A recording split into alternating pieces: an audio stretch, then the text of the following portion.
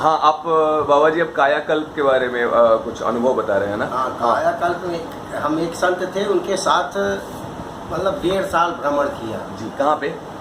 ये संदीपन ऋषि से हम लोग स्टार्ट किया था बनारस से। बनारस से घूमते घूमते किनारे किनारे एकदम नदी के किनारे किनारे आए गंगा जी के। इलाहाबाद तो हाँ, इलाहाबाद के जब आगे आए ना 50 किलोमीटर दूर, इलाहाबाद से भी आगे? हाँ, ये संदीपन ऋषि का घाट पड़ता है। ठीक। तो वहाँ पे एक बालक का लाश मिली, जो कि थोड़ा बहुत 10 दिन लगभग 15 दिन की हो गई होगी। कुछ जगह मछली उछली खाया था, जल में मिली? जल में। फिर उसको महाराज जी घुसे, बुढ़ी मूर्ति थी, वो चल भी नहीं पा रही थी, हमको भी। इतने वृद्ध थे? हाँ, तभी तो वो बदले अपने बदन को, कपड़ा फट गया। अब चलने का अब टाइम कैसे होगा जी।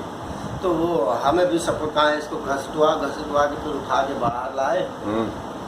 उसको ये कुकुड़ी आती है, कच्चा सूत, हाँ, और चंदन की लकड़ी 4 गाड़ा, उस बालक को लिटा के नहलाया धुलाया, पूरा साफ वाफ करके, पूरा मुंह में उंगली, कान में उंगली, लकड़ी डाल के पूरा, मतलब उसका सब कुछ साफ कर दिया, आँख वाँख साफ की।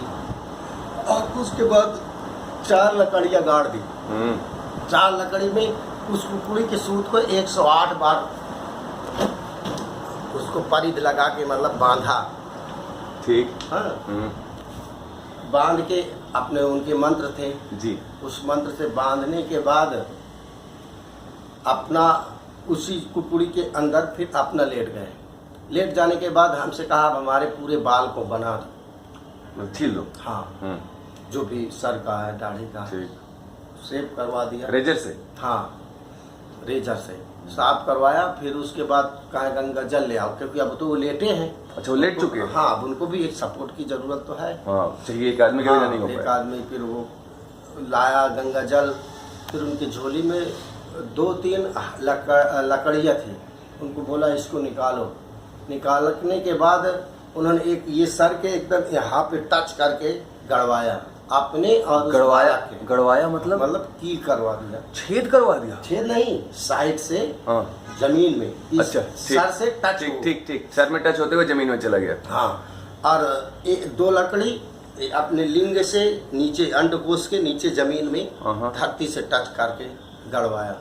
ठीक। और गड़वाने के बाद फिर उस तीनों जो लकड़ी थी 4 जी, उनके सर पे फिर उसमें कच्चा सूत बांधवाया। उन्होंने कहा हाँ, गिर गया। तो उसमें सिर्फ यही बोला कि तुम्हें जो मंत्र आता हो वो मंत्र से यहाँ से स्टार्ट करो, और इसको 108 बार इसमें हम दोनों को बांध दो। सूत से 108 बार घूमना पड़ेगा? हाँ, वो तो बांधना पड़ेगा। तो बहुत बड़ा सूत होगा। अब तो पूरा बंडल उड़ाते हैं सूत का मतलब जी। तो उस सूत से बांधा। पहले तो उन्होंने अपने स्वतः बांध दिया चारों तरफ, 4 पाई टाइप में बना दिया, और 108 बार आपने बांधा। फिर 108 बार हमसे बंधवाया। अब बंधवाने के बाद उन्होंने कहा हमारे सीने में 3 बार ऐसे ऐसे मारो, और ये कहा ओम ओम ओम। ठीक। तो हमने किया। फिर उसके बाद बोले आधा घंटा हमसे मत बोलना। ठीक। फिर आधा घंटा जब नहीं बोले तो ये क्रिया में लगभग 2:30 बज गया। शाम 8 बजे से स्टार्ट किया हम लोग जंगल में, और 2:30 बजे रात तक क्रिया चली। ये गंगा तट पे, गंगा के एकदम किनारे। ठीक। और उस अक्षयवट का वृक्ष भी था जी जी। और उसके बाद वो 2:30 बजे के बाद आधा घंटा लिया, 3 बजे ब्रह्म मुहूर्त में वो बालक उठा। तो जब वो बालक उठा तो हमें थोड़ा भय समझ में आया, लेकिन फिर हम सोचे महाराज जी ने तो कहा कि हम कायाकल्प कर रहा है, फिर तो डर वहाँ से खत्म हो गया। ठीक। क्योंकि हमारे बैठने के लिए एक गोला उन्होंने बना दिया था कि जब ये सब क्रिया कर देना हम शांत हो जाएगा, कुछ बोलेगा नहीं, तो उसमें बैठे रहना तुम, कवच। तो हम उसी में बैठा था। तो देखा जब वो बालक उठा, उठने के बाद उस सूत को अपने आप टूट गया। हाँ, जो सूत बांधे गए थे 2 राउंड में, एक यहाँ से और एक दूर से बनाया, तो वो सूत अपने आप टूट गए, और इतने टुकड़े हुए, लगभग 4-4 इंच से 5-5 इतने टुकड़े हो गए। हाँ, इतने टुकड़े हो गए। फिर वो बालक उठा, उस टुकड़ों को सब इकट्ठा किया, लकड़ी को इकट्ठा किया। आप कवच में बैठे हैं? हम कवच में बैठे हैं। वो हमसे बोला नहीं। अभी जब उनको सब समेट के इकट्ठा कर लिया, तो जो बुढ़ी मूर्ति थी ना, उसके नाभि में तब वो बोले कि हमारी झोली से और सूत निकालो। उनके सूत बहुत लेके गए थे, तो बोले इस झोली से सूत और निकालो।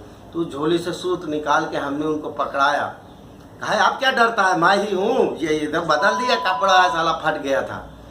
फिर उसके बाद निकालने के बाद उसमें से वो सब इकट्ठा करके उस बुढ़ी मूर्ति की नाभि पे सारे सूत और सारी लकड़ियाँ इकट्ठा करके बांध दिया। हाँ ठीक। बांध के फिर कपड़े से नहीं सूत से ही बांध दिया। सूत से ही बांध दिया।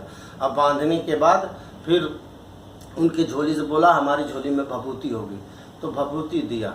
तो जब भभूति दिया ना, तो जहाँ जहाँ मछलियाँ उस बालक को मतलब पहले से खा लिया, तो थोड़ा बहुत तो घाव डिस्टर्ब था ही, फिर पूरे बदन में लगाते हुए भभूति पूरी एकदम सेम। और शरीर फूला नहीं था? नहीं कुछ नहीं, वो तो जो फूला था वो सही हो गया। जब वो प्राण उधर गए ना तो सही हो गया, तो कंप्लीट हो गया। और जो घाव वाव थे जैसे सड़ गई है ना चमड़ी जैसे लग रहा था, तो वो भभूति लगाओ तुम। हम लगाया, जहाँ तक उनका हाथ पहुँचा वो लगाए, जहाँ नहीं पहुँचा वहाँ पूरे में कहा लगाओ।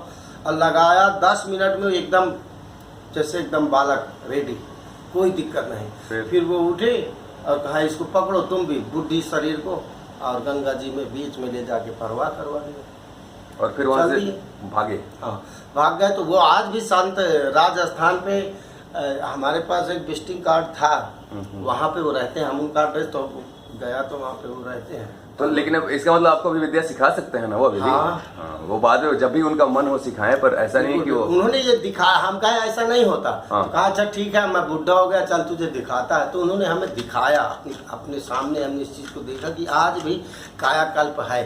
तो उन्होंने ये कहा, हमने कहा आप ही सिखाओ, तो कहा नहीं, उस पात्र तो ढूंढना पड़ता है क्योंकि इसका दुरुपयोग होने लगेगा। हमारे देश की विद्याएं बहुत ही लुप्त क्यों हुई? क्योंकि पात्र नहीं मिला, इसलिए साधु अपने साथ ही लेके चले गए। जी, धन्यवाद।